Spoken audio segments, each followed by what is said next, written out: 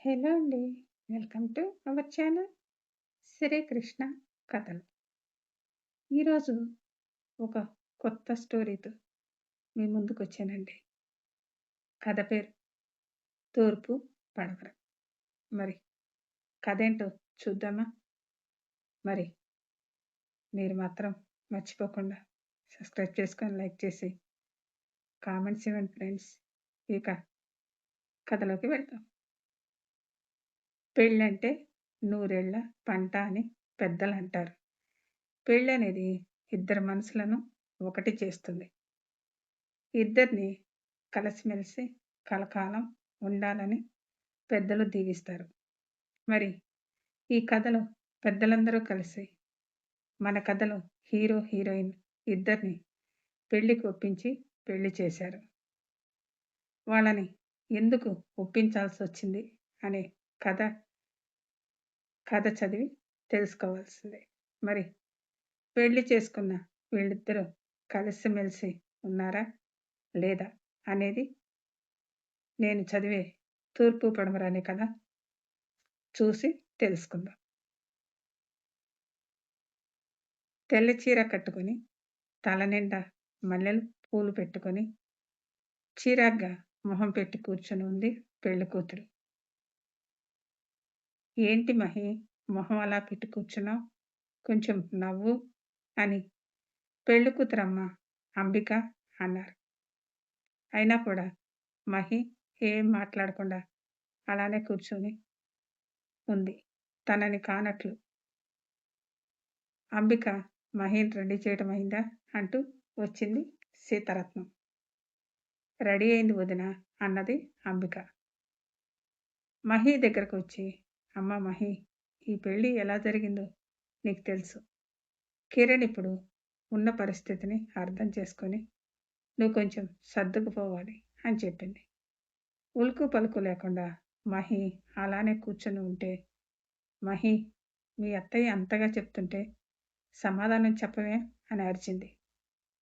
అంబిక ఊరుకో, ఏదో చిన్నపిల్ల తెలుసుకుంటుందిలే అని, సరే తీసుకురా నేను వెళ్తున్నాను అని సీతారత్నం వెళ్ళింది. మహి అలా ఏం మాట్లాడకుండా ఉంటే ఏమనుకోవాలి? నిన్నడిగే ఈ పెళ్లి చేశాం కదా, ఇకేంటి నీ బాధ చెప్పు అన్నది అంబిక.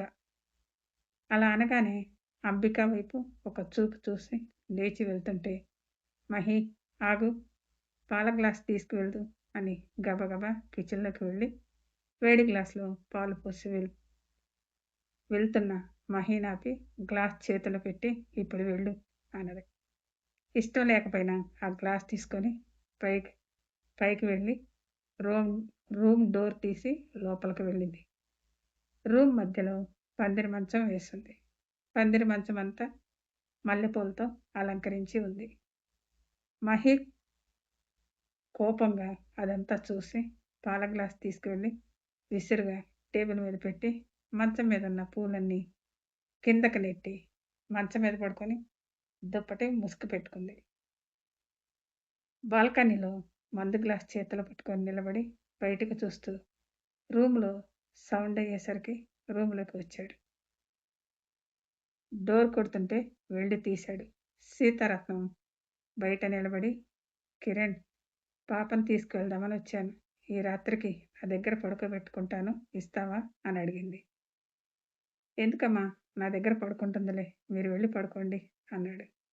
అది కాదు కిరణ్, ఈరోజు మీకు అని అనగానే, నాకు తెలుసమ్మా, లేట్ అయింది, వెళ్ళి పడుకోండి, మళ్ళీ రేపు ఉదయాన్నే మన ప్రయాణం అన్నాడు. కిరణ్ ఏం చెప్పినా వినడు అని అర్థమై, సరే కిరణ్ అని వెళ్ళింది.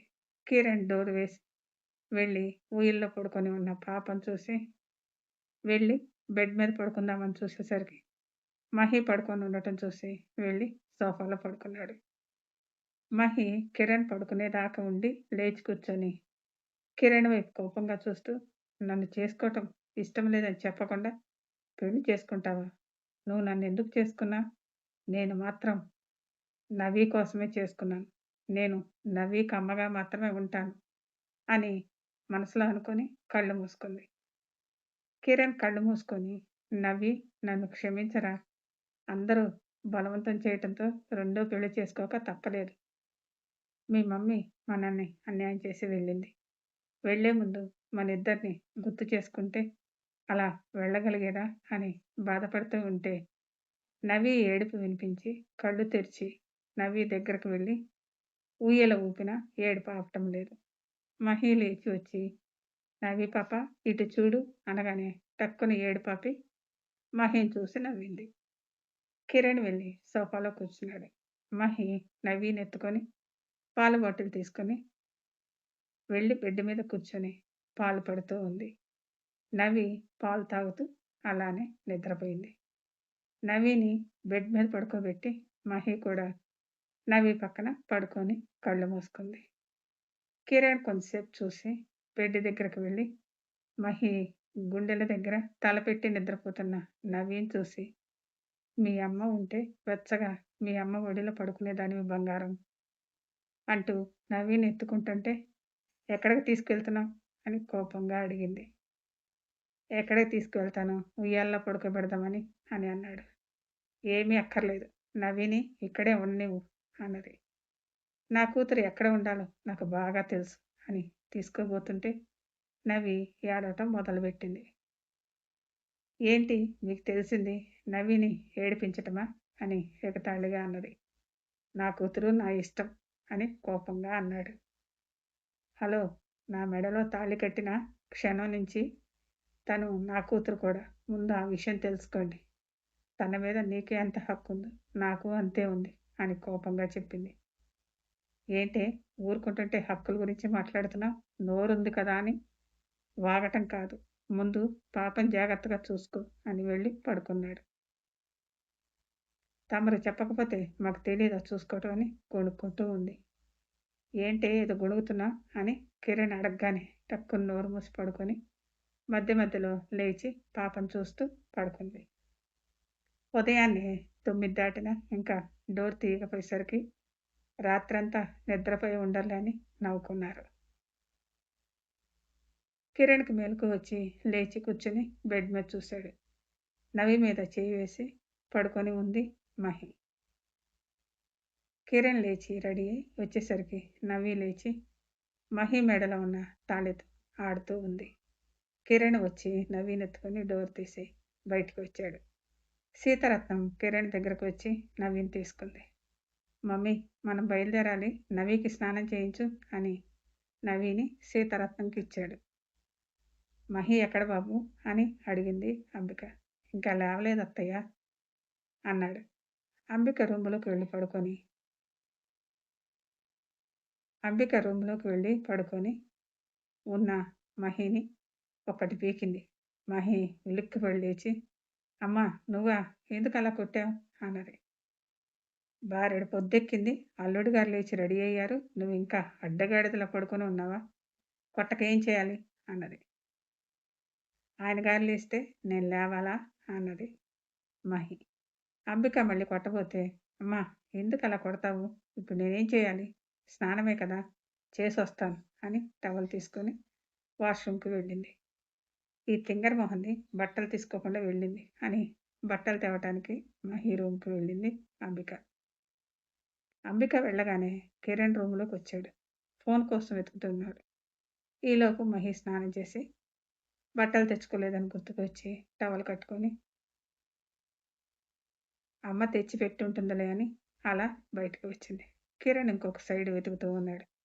మహి బట్టలు బెడ్ మీద ఉన్నాయేమో చూస్తూ ఉంది. కిరణ్ వెతుకుతూ బట్టలు కింద పడ్డాయేమని ఒంగోని వెతుకుతూ ఉంది.